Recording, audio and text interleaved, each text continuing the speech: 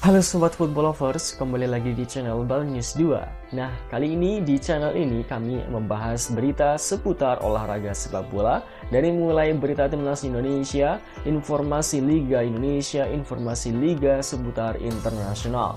Bagi kalian yang belum subscribe channel ini, bisa langsung di subscribe dan nyalakan loncengnya agar kalian tidak ketinggalan video terbaru dari kami. Baiklah, langsung saja kita masuk ke video pembahasannya. STY beberkan persiapan lawan Guinea. Pelatih asal Kroasia bantu timnas U23 di Paris. Justin Hubner dan Elkan Bagot jadi puzzle krusial Garuda Muda. Simak informasi selengkapnya hanya di Garuda Space Update.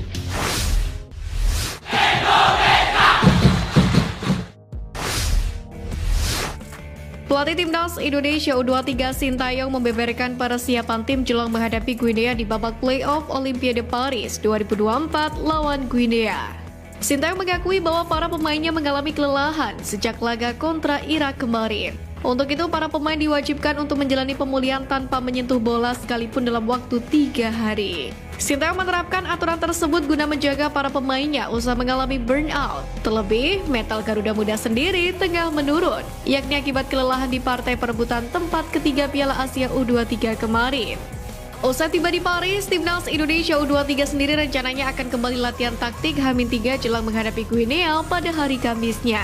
Dengan adanya tambahan pemain, Sintayong pun optimis Garuda Muda akan mencetak sejarah untuk bisa lolos Olimpiade Paris 2024. Timnas Indonesia U23 langsung bergerak untuk memperebutkan tiket terakhir ke Olimpiade 2024.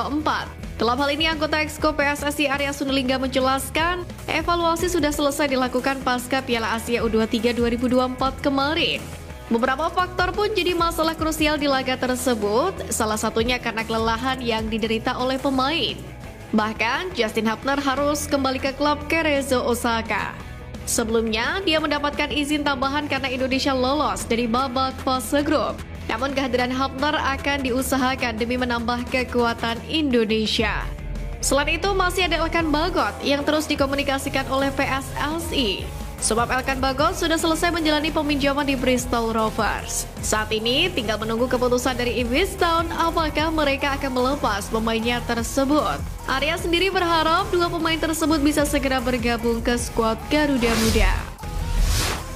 Pelatih asal Kroasia Bojan Hodak tetap memberikan pujian kepada timnas Indonesia U23 meski gagal menempati peringkat 3 di Piala Asia U23 2024 yang berlangsung di Qatar. Menurut pelatih yang kini menangani Persib Bandung itu, Garuda Muda sudah menampilkan permainan yang bagus hingga bisa mencapai babak semifinal. Sayangnya di perebutan peringkat ketiga, tim asuhan Sintayong itu mengalami kekalahan dari Irak U23 dengan skor 1-2. Kendali demikian, Bojan Hodak pun optimis timnas Indonesia U23 mampu memberikan kejutan di babak playoff lawan Guinea. Bojan Hodak sendiri membantu mengingatkan kepada skuad asuhan Sintayong untuk bisa beradaptasi masalah cuaca di Paris. Timnas Indonesia U23 memiliki waktu selama 1 pekan untuk pemulihan dan mereka akan bertolak ke Paris yang mana cuacanya itu berbeda. Mereka harus beradaptasi dan mentalitas mereka harus dipersiapkan untuk pertandingan tersebut, ujar Bojan Hodak.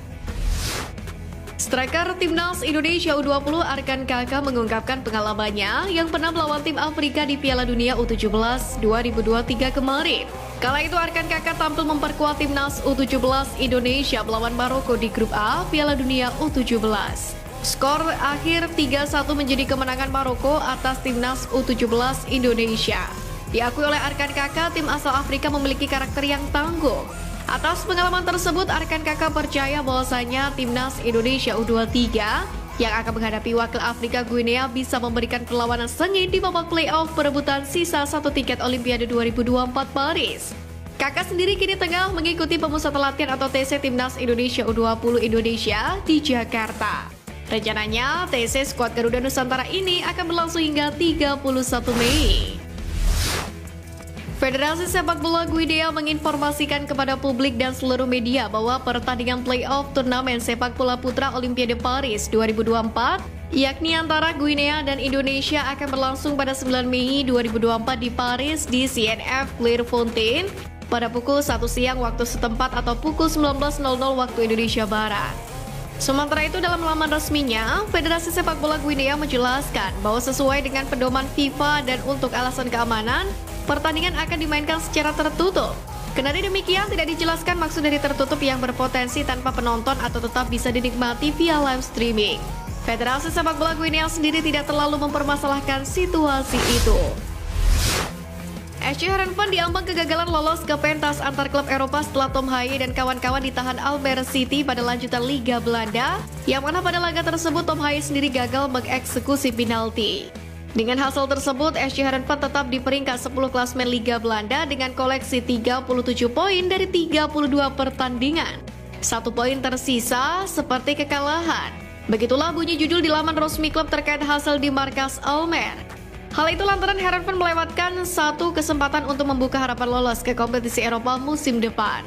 Satu-satunya jalan adalah dengan mengikuti playoff menuju UEFA Conference League, di mana jatah ini diperebutkan oleh tim peringkat 6 hingga 9. Hanya saja peluang Heerenveen di atas kertas bisa dibilang tertutup, karena mereka terpaut 6 poin dari Go Ahead Eagles yang menempati peringkat 9 atau batas terakhir masuk playoff.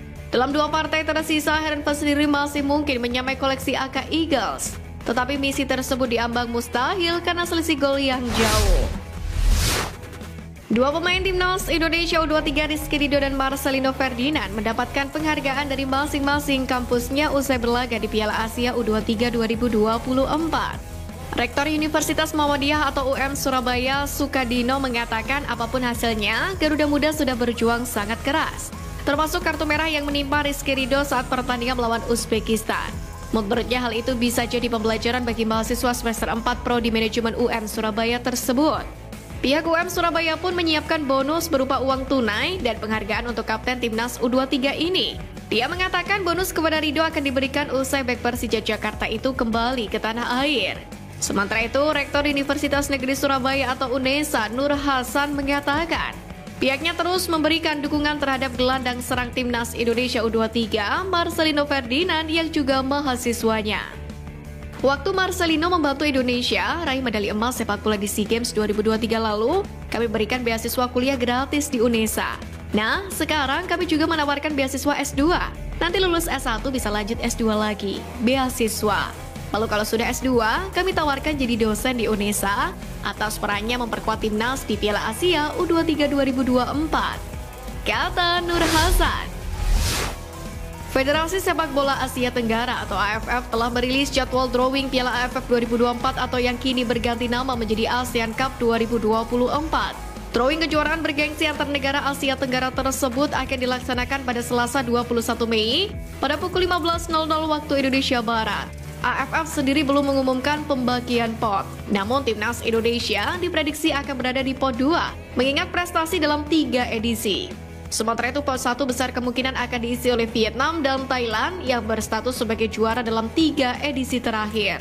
Dikarenakan pot itu, timnas Indonesia berpeluang satu grup dengan Vietnam yang telah dikalahkan skuad Garuda dalam 3 laga beruntun di berbagai edisi.